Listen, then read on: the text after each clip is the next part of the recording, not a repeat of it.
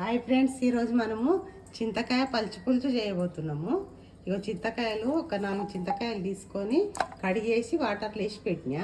ఇప్పుడు మనం స్టవ్ వెలిగించుకొని స్టవ్ పైన చింతకాయలను ఉడికించుకుందాం. ఆ లోపు ఇలా కావాల్సినవి పచ్చిమిర్చి సన్నగా తరిగేసి ఇక ఇట్లా 2 భాగాలుగా విడదీసిన పచ్చిమిర్చి, ఇక ఉల్లిపాయలు ఇట్లా లావుగా కట్ చేసి పెట్టేసిన. ఒక లావు ఉల్లిపాయ తీసుకొని ఇట్లా కట్ చేసి పెట్టిన.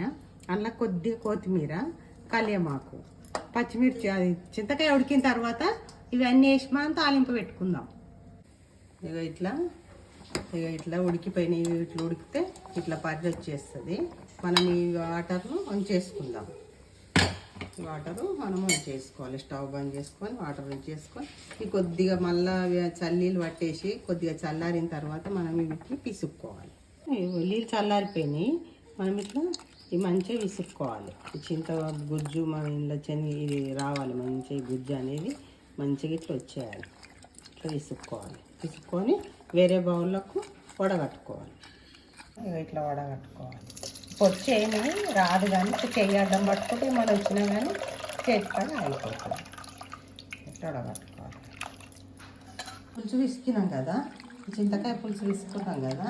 ఇప్పుడు మనము ఈ ఉల్లిపాయలు కట్ చేసి పెట్టుకున్నాం కదా, ఈ ఉల్లిపాయలు తీసుకొని ఇప్పుడు ఇంట్లో కొద్దిగా మనకు దీనికి అవసరం ఉన్నంత ఉప్పు చూసుకుంటే వేసుకోవాలి. పులుపు కదా, కొన్ని చింతకాయలు పుల్లగా ఉంటాయి, కొన్ని చింతకాయలు పుల్లగా ఉంటాయి. అట్లా మనం అవసరం ఉన్నంత చూసుకొని వేసుకోవాలి. ఇట్లా మంచిగా విసుక్కొని ఇలా వేసుకోవాలి. ఉల్లిపాయలు ఎక్కువ ఉంటేనే బాగుంటుంది పచ్చి పులుసు అనేది. మనము ఉప్పు చూసుకుంటూ వేసుకోవాలి. ఒకటేసారి వేసుకుంటే మళ్ళీ ఉప్పు అయిపోతుంది. కొద్దిగా చక్కెర అయినా వేసుకోవచ్చు, బెల్లం అయినా వేసుకోవచ్చు. నేను చక్కెర వేసేసుకున్నా. ఇక కొద్దిగా నువ్వుల పొడి పట్టేసి పెట్టుకున్నా. నువ్వుల పొడి, అల్లం వెల్లుల్లి పేస్ట్, అల్లం వెల్లుల్లి వేసేసుకోవాలి. ఇవన్నీ వేసుకొని ఈ మంచిగా కలిపి మనం తాలింపు పెట్టుకోవాలి. కట్ చేసుకున్న పచ్చిమిర్చి ఉన్నాయి కదా, పచ్చిమిర్చి, జీలకర్ర వేసేసుకొని మనము తాలింపు పెట్టుకుందాం.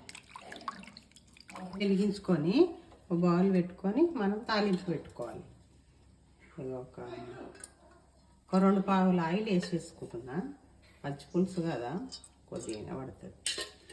1 పావుల ఆయిల్ వేసుకొని కొద్దిగా ఇది వేడి కావాలి. వేడైన తర్వాత మనము అందులోకి సరిపడా ఇప్పుడు నూనె వేడైంది కదా, వేడైనాక మనం కొద్దిగా ఇంగు వేసుకుందాం. ఇంగు వేసుకొని ఈ ఇంగు కూడా కొద్దిగా కాలిపోతుంది. ఇప్పుడు మనం అందులోకి కొద్దిగా జీలకర్ర, ఇప్పుడు కొన్ని ఆవాలు ఇవి వేగుతుంటాయి కదా. ఇప్పుడు మనము కట్ చేసి పెట్టుకున్న ఈ పచ్చిమిరపకాయలు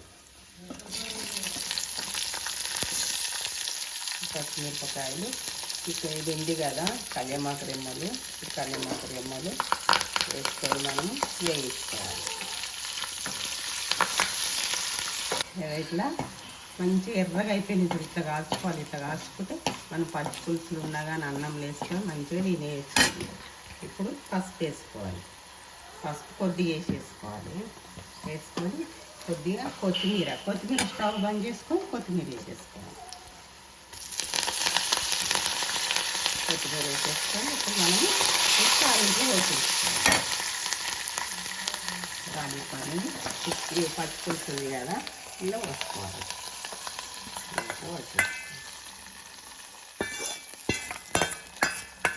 వేసుకుంటే చాలా బాగుంటుంది. అన్నంలో కానీ మనం వంకాయ వండుకొని, గోకరకాయ వండుకొని, చిక్కుడుకాయ వండుకొని, దేనికైనా పచ్చి పులుసు చేసుకుంటే టేస్ట్గా ఉంటుంది, బాగుంటుంది. ఎందుకంటే ఇగో ఇట్లా చింతకాయ పచ్చి పులుసు మనం ఇంతకుముందు కూడా చింతపండు చేసుకున్నాము.